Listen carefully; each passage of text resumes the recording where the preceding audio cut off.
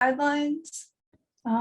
It speaks to different types of conservation measures that we can take. But before I begin, I wanted to have a little bit of interaction with you guys. So I'm wondering, what do you think functioning habitat is? What does it mean to you? If you had to answer in one word, and I'm really looking for you guys to try to chat one word that describes functioning habitat. And I'll ask you this now, and then I'll ask you later. So we'll see if you have a change of heart in your answers. But I'm going to give you a little time to answer that question, and I'll go over some of the things that we've talked about. Starting from the first day, Matt LaCroix talked about stream dynamics and riparian processes. And then Will talked about the stream pyramid. Matt Varner talked about geomorphology. Franklin discussed understanding discharge. Heather did a couple of talks. She talked about designs and stream surveying.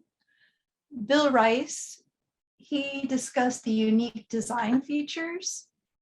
Sean Egan talked about the importance of stream temperatures on life stages of salmon. Kim Clark showed us the anadromous waters catalog and fish passage inventory database. Emily and Jess did a great presentation on stream bank bioengineering and the importance of stabilizing riparian areas and providing topographical relief and microclimates, increasing the variety of plant species. So we're getting kind of closer to what is functioning habitat. Christy talked about wetland connectivity and the importance of beavers in wetland function. Erica showed some great ideas for wildlife corridors. Rob Massengill talked about invasive pike, and we're going to have another talk today about invasive species. I'm just going to look at the chat and see if we've gotten some responses. Oh, good. I see some really, really good ones in here. So back to the presentation, where are we headed with this?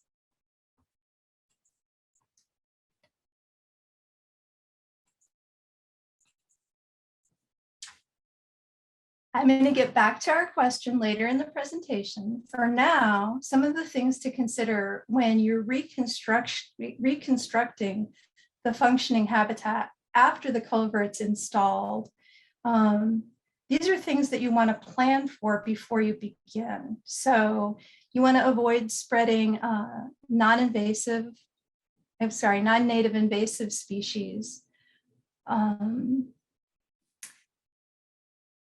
You want to specify weed-free gravel, weed-free topsoil, weed-free control measures. All of this is in section 3, like I said, in the design guidelines. You want to use environmentally sustainable materials. And what does that mean, environmentally sustainable materials? Well, plastic netting prior to degrading can entangle wildlife. That includes birds, amphibians, small mammals. In the top right-hand picture of the screen, you can see degrading plastics in water. They don't degrade. So it's better if you can use biodegradable materials, coconut fibers. We learned a little bit about that in previous presentations. And then if you're using foam sheets, you'll see an example in the bottom right where those types of things are used in permafrost, but they have pebbles in them. They're little pebbles of styrofoam or pellets. And those things break into tiny pieces and can become a problem for ingestion for fish and mammals and birds. You can also see in that bottom right-hand picture how the dust from those pellets, it just spreads. It spreads on the wind and it spreads in the water. So instead of using the styrofoam, if you could use closed cell foam instead, that's going to have longevity on the environment. And then provide a variety of vegetation. Make sure you're looking out for the proper drainage when you're doing restoration. Create some microclimates, provide adequate shade, and stream bank revegetation. Some things that have worked but haven't been the best for fish and wildlife are things like riprap that doesn't really provide any habitat value, such as the things we talked about, shade and refugia and sediment filtration. And with the unknowns of climate change, shade trees can become even more important.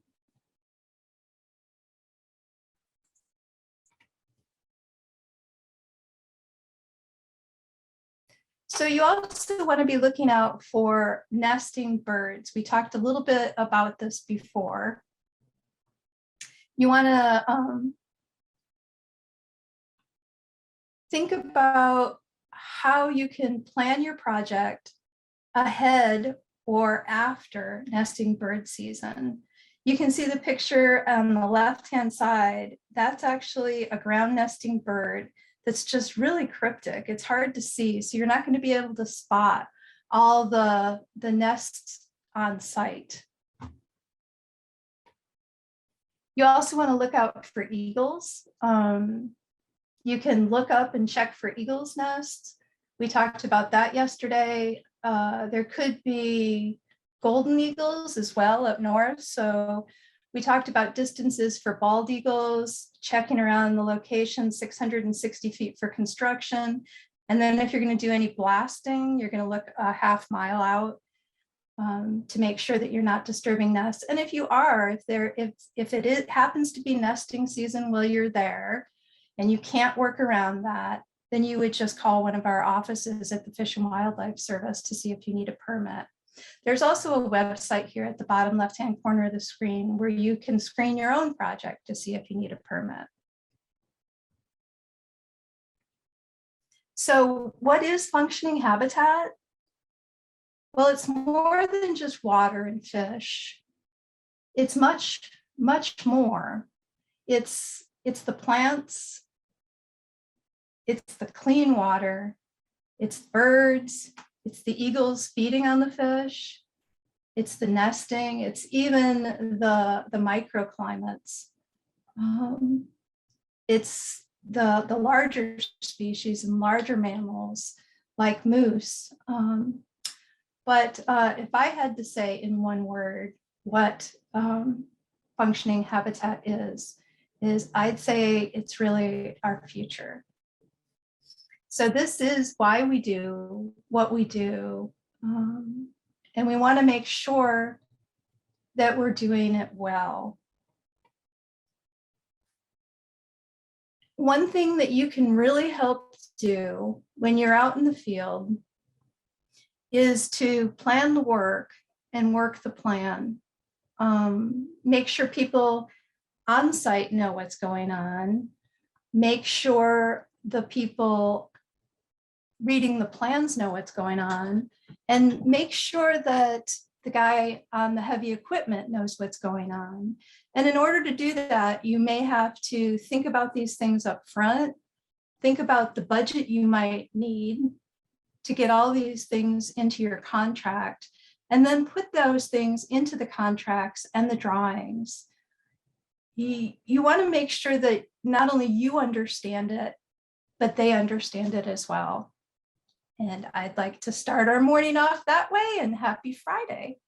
Thank you. All right, we got plenty of time for questions if anybody has anything for Jenny. I don't see anything in the chat currently. I'd really like to take a minute and read some of those ideas of what functioning habitat is, because I think it includes all of these things in the chat. Connectivity is something that came up a lot, and it really does include connectivity. And it does need support. So many of our measures that we take, and we saw those videos where you can see the stream bank stabilization. I love it when they go fast, and I wish it was that fast, but it's not always. And it does take support from us. We're the ones disturbing that area.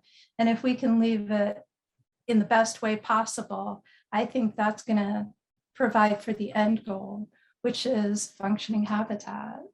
There are just some little things that we can do throughout the whole construction process that you don't think is a big deal in the moment, but all those little things are like death by 1,000 cuts in that one project, but then there's multiple projects on the environment at the same time. So every little thing we can do to avoid that is going to help in the end.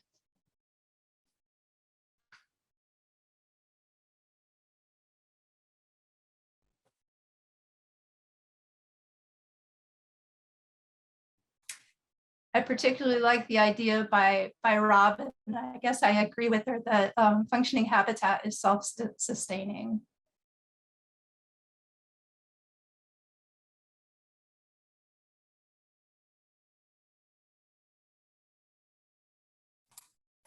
All right, is anybody